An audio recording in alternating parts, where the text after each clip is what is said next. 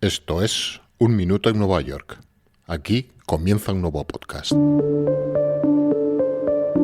Gangs of New York, la película de 2012 realizada por Martin Scorsese, retrata en su metraje un periodo crucial en la historia de Estados Unidos y, más en concreto, la de Nueva York, abarcando el periodo entre los años 1846 y 1863, un lapso de tiempo marcado por enormes tensiones tanto sociales como políticas y económicas.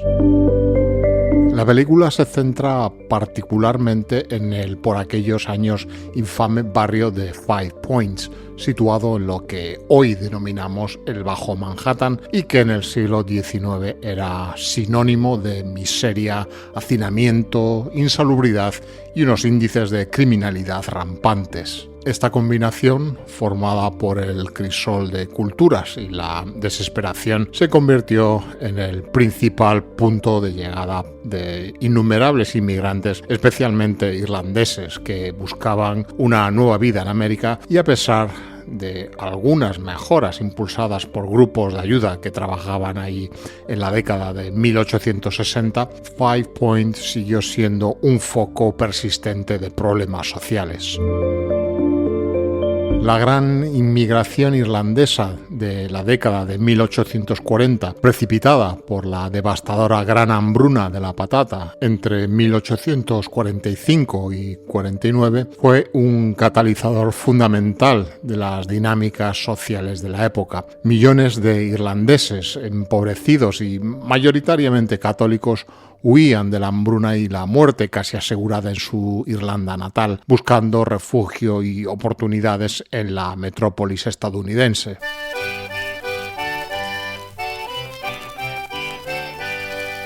Sin embargo, esta llegada masiva fue recibida a menudo con prejuicios y actos de discriminación por parte de los residentes nativos de Estados Unidos.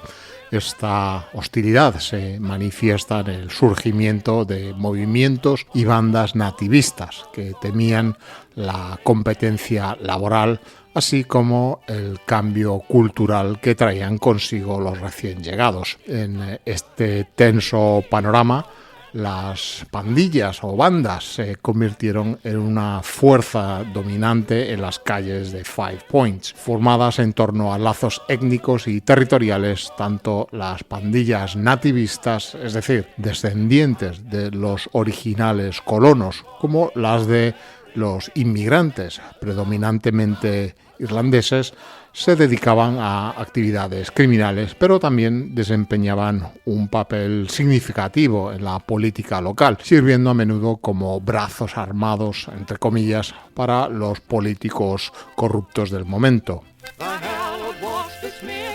The Dead Rabbits, con su líder ficticio, Priest Vallon, representaban a las pandillas irlandesas americanas, mientras que los nativistas, encabezados por el icónico Bill el Carnicero, un personaje ficticio inspirado en figuras reales como William Poole, encarnaban la facción anticatólica y antiinmigrante, con sus rivalidades definiendo la atmósfera del barrio. Si bien la película se inspira en bandas históricas de Nueva York, es importante recordar que gran parte de los personajes y sus relaciones son dramatizaciones ficcionalizadas.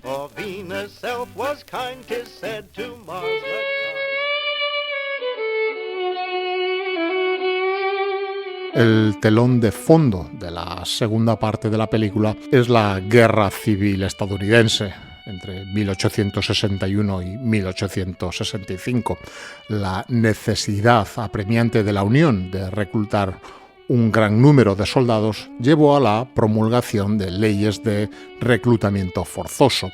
Esta medida culminaría en los infames draft riots, los disturbios del reclutamiento de julio de 1863, una de las insurrecciones civiles más violentas de los Estados Unidos en toda su historia. Los disturbios, que se iniciarían en Nueva York como una protesta masiva contra la ley de reclutamiento, fueron alimentados por la ira ante una disposición que permitía a los hombres más acaudalados pagar $300 o encontrar un sustituto para evitar el servicio militar, una injusticia flagrante para los más pobres, en su mayoría los inmigrantes irlandeses. El descontento también se vio exacerbado por el racismo, ya que a los afroamericanos se les culpaba de la guerra y se les temía como competencia laboral. Estos disturbios, que duraron varios días, resultaron en un gran número de muertos y heridos, así como en una considerable devastación para la ciudad, antes de ser finalmente reprimidos por la policía y el ejército.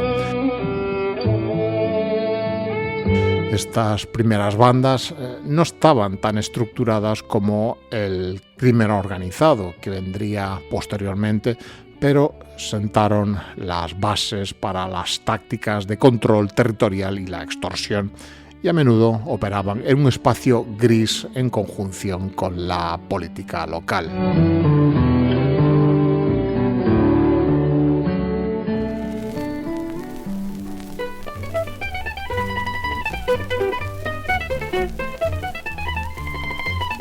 Ya a principios del siglo XX, la siguiente gran ola de inmigración a Nueva York sería la italiana, particularmente por parte de sicilianos y napolitanos, algo que sentó las bases para el tipo de crimen organizado estructurado que se desarrollaría después. Grupos precursores como la Camorra de Brooklyn y la Mano Negra consolidaron su influencia, pero fue precisamente la prohibición de los años 20 la que actuaría como el gran catalizador al crear un lucrativo mercado negro de alcohol. Este periodo permitió a figuras como Lucky Luciano consolidar su poder y, tras la violenta guerra de Castelmaranese, reestructurar la delincuencia organizada de la ciudad. De esta reestructuración emergerían las icónicas 5 familias de Nueva York: Genovese, Gambino, Lucchese, Colombo y Bonanno. Operando bajo una comisión para gestionar disputas y coordinar sus vastas operaciones, su influencia se extendió por toda la ciudad, abarcando desde la extorsión, el control sindical, hasta el juego ilegal y el contrabando. Barrios como Little Italy y Red Hook se convirtieron en epicentros de sus actividades ilícitas, demostrando un control casi total sobre diversos aspectos de la vida neoyorquina. La relación entre estas familias de la mafia y las pandillas callejeras ha sido históricamente compleja. Las pandillas a menudo servían como una cantera de reclutamiento para futuros mafiosos, donde jóvenes ambiciosos podrían demostrar su valía, como fue el caso precisamente de Al Capone y Lucky Luciano. También eran empleadas estas pandillas para ejecutar tareas de menor envergadura, como la venta de drogas a pequeña escala o la intimidación local. Sin embargo, no todo fue colaboración. Con el tiempo, especialmente con el auge del tráfico de drogas en los años 80, surgieron conflictos y competencia por el control territorial entre las mafias tradicionales italianas y las nuevas pandillas callejeras de diversas etnias.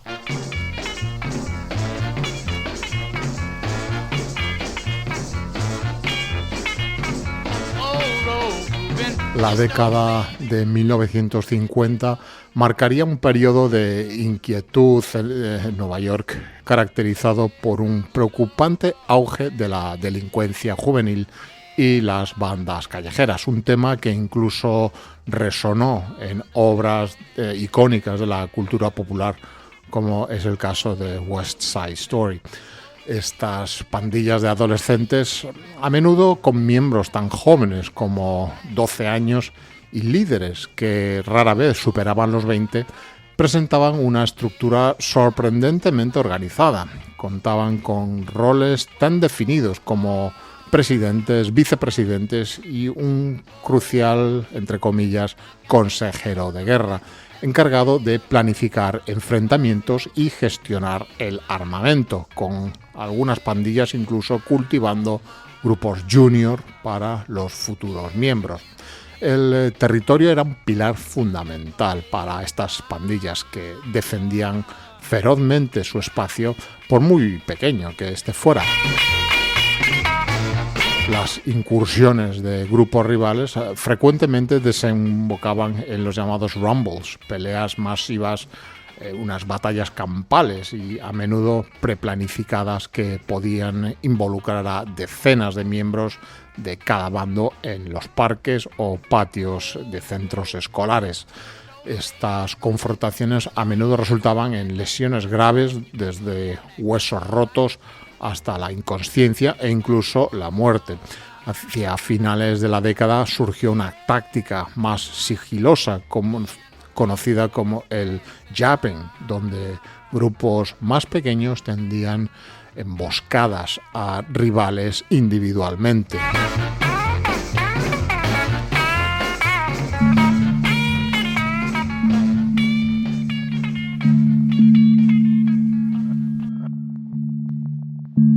A diferencia de las pandillas modernas, las de los años 50 se distinguían por su dependencia de armas improvisadas y de fácil acceso.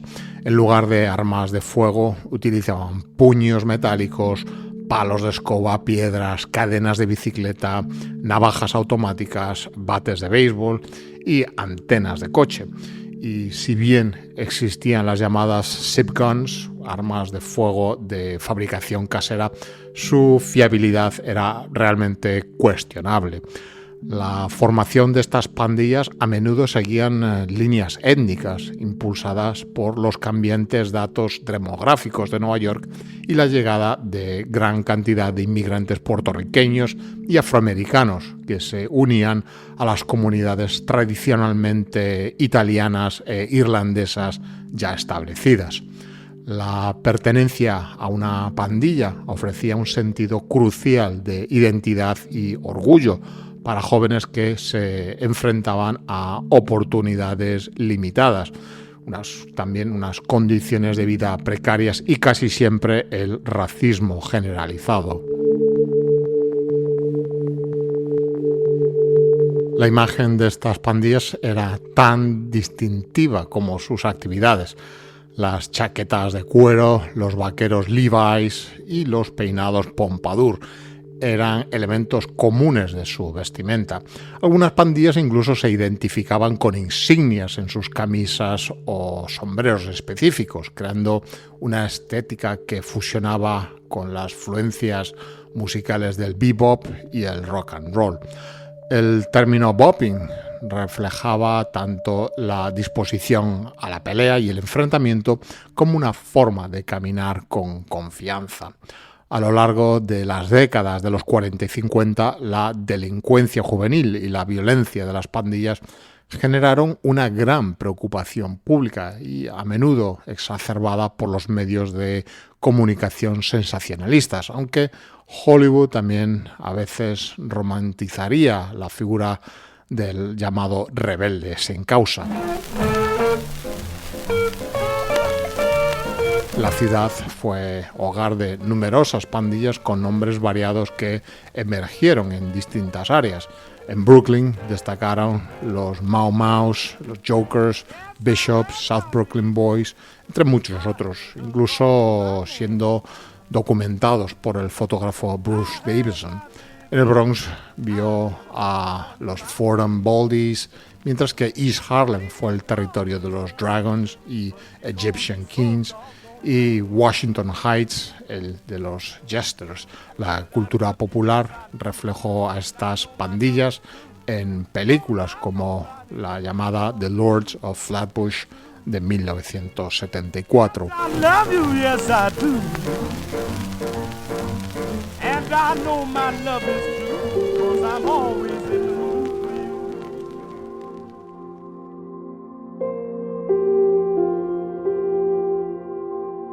Durante el final de los años 60 y a lo largo de la década de los 70, Nueva York experimentaría otro periodo de profunda agitación social y económica. Esta situación se reflejaría en una alarmante proliferación de nuevas bandas callejeras, especialmente en el Bronx, pero también en Brooklyn y Harlem. La urbe se encontraba al borde de la bancarrota y la desesperación generalizada, la pobreza y el deterioro urbano crearían un caldo de cultivo ideal para el florecimiento de estos grupos. En este contexto de decadencia y falta de oportunidades, muchos jóvenes encontrarían de nuevo en las pandillas un sentido de pertenencia, identidad y en muchos casos una forma de supervivencia, convirtiéndose en una suerte de familias sustitutas. El Bronx en particular fue un epicentro de la actividad de las bandas. Nombres como Savage Nomads, Savage Schools o Black Spades se hicieron tristemente célebres. De este último grupo surgiría una figura clave posteriormente, Afrika Bambaataa, quien, renegando de la vida de pandillero, sentaría posteriormente las bases de la cultura hip hop al transformar su pandilla en la Zulu Nation. Otras pandillas notables incluyen a los Ghetto Brothers, conocidos por sus intentos de mediar en los conflictos entre bandas rivales, o los Reapers, que fueron objeto de un artículo en la revista Life en 1972. Si bien la mayoría de estas pandillas del Bronx se centraban en el control territorial y la supervivencia propia, existieron excepciones como la East Harlem Purple Gang, una banda italoamericana involucrada en el tráfico de drogas y asesinatos por encargo con lazos directos con la mafia. La cultura de estas pandillas estaba marcada por características distintivas. Sus colores, generalmente chaquetas sin manga o de cuero, con sus nombres e insignias bordados en la espalda, eran un símbolo de identidad y estatus, y a menudo se tomaban como trofeos de los rivales derrotados. Muchas adoptaron una estructura jerárquica similar a la de los clubs de motociclistas, con presidentes, vicepresidentes, señores de la guerra e incluso consejeros de paz. Los enfrentamientos solían involucrar puños, patadas, bates, tuberías de plomo, cuchillas y cadenas, siendo las armas de fuego menos comunes debido a la precariedad económica de sus miembros. Es importante destacar que muchas pandillas incluían también mujeres, algunas de las cuales eran conocidas por su ferocidad en la lucha, e incluso existieron pandillas exclusivamente femeninas como las Alley Cats y las Savage Sisters.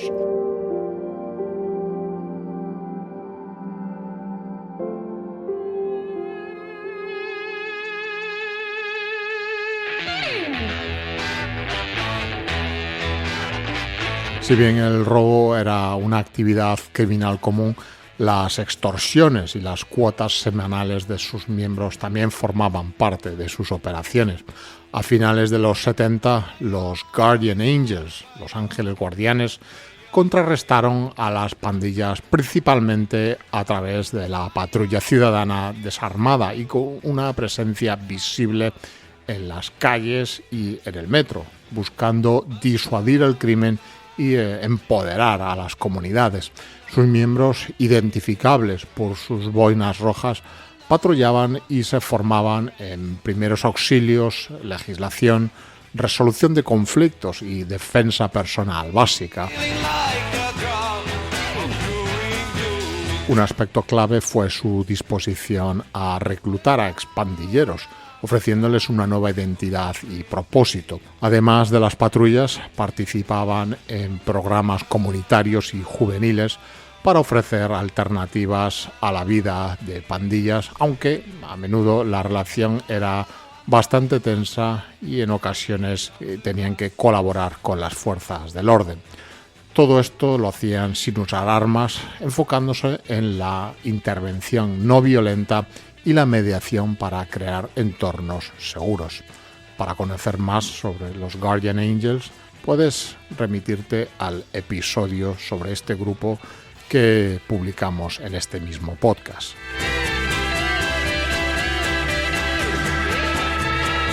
La histórica reunión de Howe Avenue de 1971, organizada por los Ghetto Brothers tras el asesinato de uno de sus pacificadores, Cornell Black Benji Benjamin, reunió a docenas de pandillas del sur del Bronx para discutir una tregua.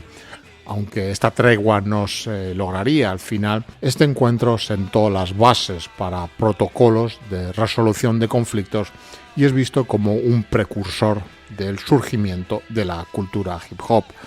De hecho, a mediados y finales de los 70, muchos exmiembros de las pandillas, como ya he mencionado Afrika Bambaataa, canalizan su energía hacia el floreciente movimiento hip hop, abrazando el breakdance, el DJing, el graffiti y el rap como formas alternativas de expresión y comunidad. Este cambio cultural jugaría un papel crucial en el declive de la cultura de pandillas más fuera de la ley y violentas de principios de los 70. La película ya de culto de 1979, The Warriors, inmortalizaría esta compleja escena de pandillas en Nueva York, inspirándose en una tumultuosa realidad y en la famosa reunión de paz de pandillas que buscó detener la violencia en 1971.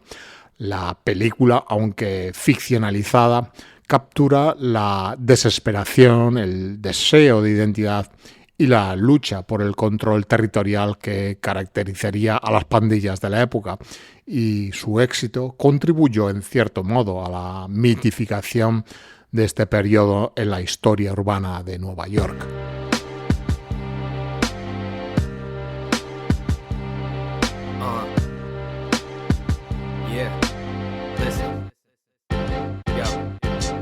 It all started as a need for catharsis, since I never saw reason for speaking speeches of sparseness. Para entender el surgimiento de la cultura hip hop es crucial de nuevo situarse en el Bronx en los años 70. Esta década fue particularmente dura para este distrito.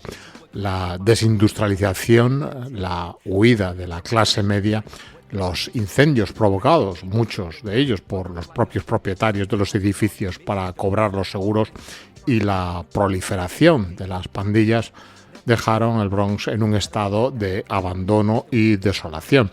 Había, a su vez, una profunda escasez de recursos, pocas oportunidades para los jóvenes y un sentimiento generalizado de desesperanza. Sin embargo, en medio de este panorama sombrío, la necesidad agudizaría el ingenio y la música se convirtió en un refugio, en una vía de escape.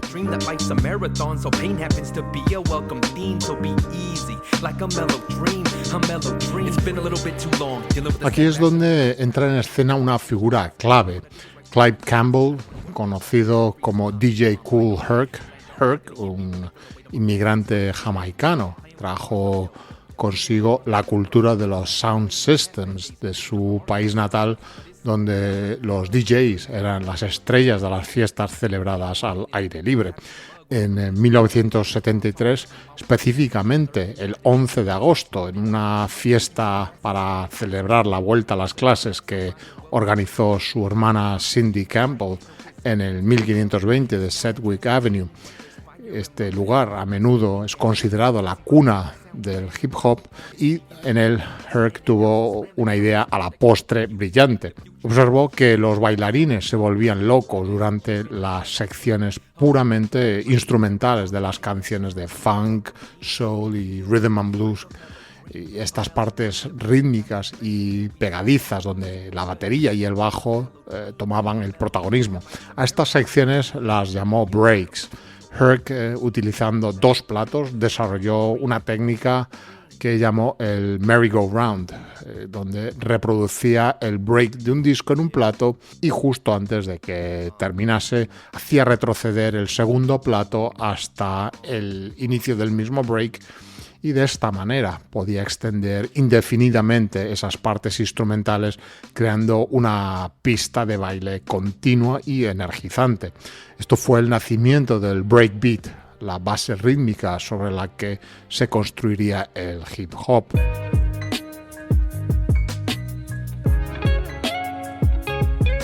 Yeah. Hey, look. A partir de la innovación de DJ Kool Herc con los breakbeats, el hip hop comenzó a expandirse más allá de la música, dando vida a una cultura multifacética. El MCing evolucionó de simples animadores en fiestas a complejas narrativas líricas y comentario social, transformando a los llamados maestros de ceremonias en la voz del movimiento, como lo ejemplificó The Message de Grandmaster Flash.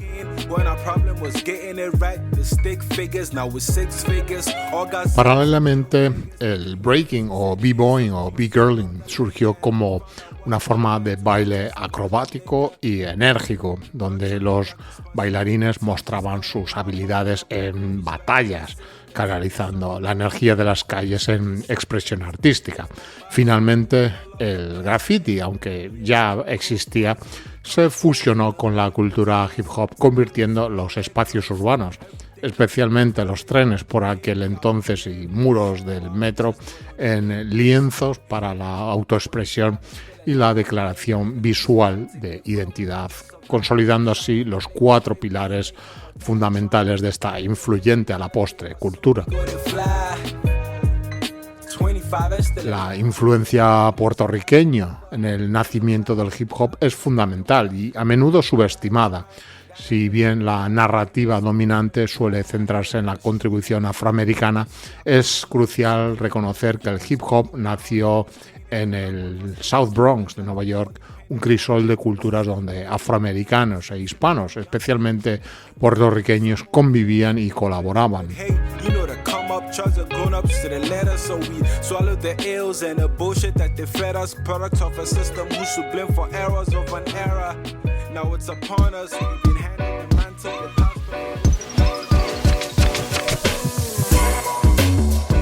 Lo que nació en fiestas de barrio y los parques del Bronx comenzó a extenderse por otros lugares de Nueva York. DJs como Grandmaster Flash, que innovó con las técnicas de scratching y cutting, Afrika Bambaataa, quien decíamos que fundó la Zulu Nation, promoviendo la paz y el conocimiento a través del hip hop, y DJ Hollywood, con un estilo más centrado en el MCing melódico, fueron fundamentales en la evolución y expansión de este sonido. Inicialmente, la industria musical tardó en reconocer el potencial del hip hop. Las primeras grabaciones comerciales fueron realizadas por artistas como The Sugar Hill Gang con Rapper's Delight en 1979, que, aunque controvertida por no incluir a los pioneros originales, llevó el sonido del rap a las ondas de radios y al público de masas. Incluso, y ya en 1981, el propio Lincoln Center fue una de las primeras instituciones importantes en reconocer formalmente el breakdance, un elemento fundamental del hip hop, al organizar una batalla de baile entre 2 grupos rivales locales, The Dynamic Rockers y Rocksteady Crew. Esto marcó un precedente para la inclusión de la cultura hip hop en un espacio de artes escénicas de prestigio. A partir de los años 80, el hip hop ya explotaría, diversificándose en subgéneros y extendiéndose por otras ciudades de Estados Unidos y convirtiéndose posteriormente en un fenómeno global que influiría profundamente en la música, la moda, el arte, el cine y la sociedad en general.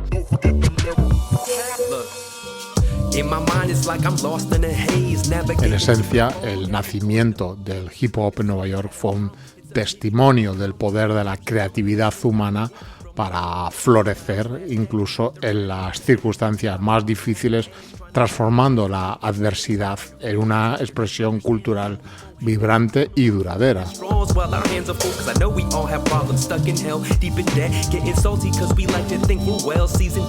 El Museo del Hip Hop de Nueva York, THHM, una institución dedicada a la preservación y celebración de la cultura del hip hop, se erige como un faro cultural en el lugar del nacimiento de este movimiento, el Bronx. Este ambicioso proyecto busca honrar la rica historia y el impacto global del género, ofreciendo un espacio permanente para documentar su evolución desde sus humildes comienzos. Ubicado estratégicamente en Bronx Point, un complejo de uso mixto en el 610 de Exterior Street, en el barrio de Lower Concourse, el museo se encuentra realmente a poca distancia de Sedgwick Avenue, el lugar por muchos reconocidos como la cuna del hip hop. Si bien su apertura inicial estaba prevista para 2023, coincidiendo con el 50 aniversario del género, los desafíos de la pandemia retrasaron su inauguración. De este modo se espera que el Museo del Hip Hop abra finalmente sus puertas en el verano de 2026. Una vez abierto, el museo albergará una vasta colección de aproximadamente 30.000 objetos que narran la historia del hip hop, y las exposiciones se centrarán en los 5 pilares fundamentales.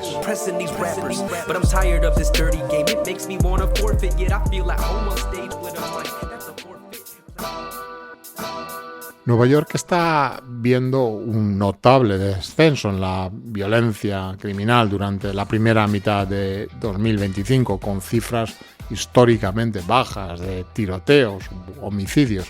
Sin embargo, a pesar de la disminución general de la violencia, las pandillas callejeras continúan siendo una preocupación significativa, especialmente en áreas como el Bronx y East Harlem. Lo más alarmante es el creciente involucramiento de jóvenes y adolescentes en actividades de pandillas, con el incremento preocupante en el número de arrestos de menores con armas de fuego, así como en la cantidad de víctimas jóvenes. Para abordar este problema persistente se están considerando medidas legislativas más estrictas y que buscan endurecer las penas y mejorar las herramientas de investigación policial. La base de datos de pandillas de la NYPD también se consideran una herramienta vital para entender y desmantelar estas redes criminales.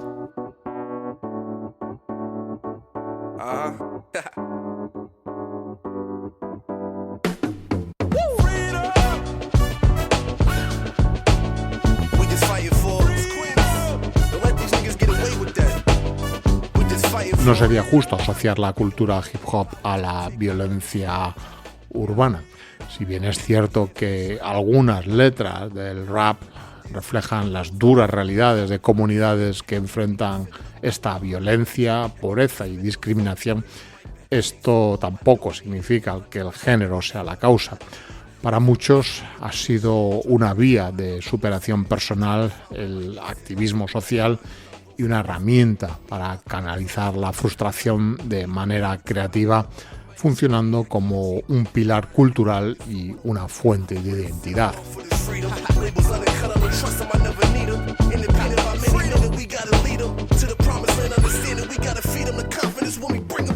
Un Minuto en Nueva York es un podcast escrito y producido en Nueva York que te trae retazos de su historia, personajes, costumbres y arquitecturas. relatados de forma personal, subjetiva y no siempre rigurosa. El podcast está disponible para su escucha y suscripción allí donde siempre encuentras tus podcasts favoritos. Para descubrir más acerca de Nueva York, visita nuestra página web unminutoennuevayork.com, donde podrás acceder a todos los contenidos sonoros y visuales publicados e incluso contribuir al sostenimiento y continuidad del podcast. Además, y si quieres, puedes seguir nuestras publicaciones en todas las redes sociales, donde no te será difícil encontrarlo.